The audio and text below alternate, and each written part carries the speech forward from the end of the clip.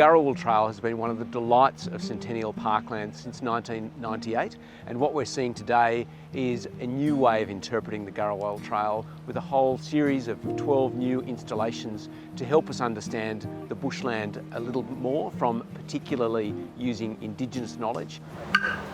This part of Centennial Park is really special because it's full of native plants and paperbark trees that have been here for many, many, many years.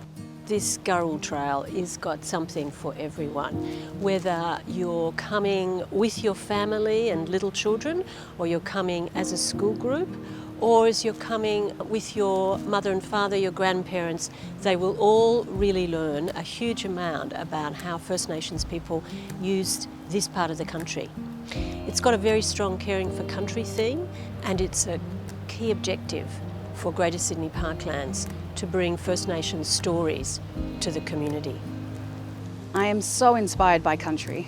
I'm inspired by the stories that are embedded here in this earth, and that we can bring forward and share with everybody here, especially on these grounds here in Centennial Park, because it is such a well-visited place, so we can share our stories to so many people, and they can help us in protecting country by getting to know country and understanding the stories that exist here.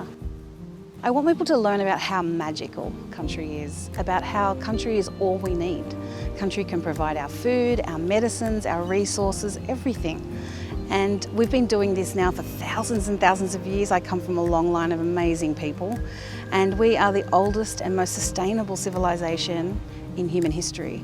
And we've done that only through knowing country and understanding country and relying on country to help our survival.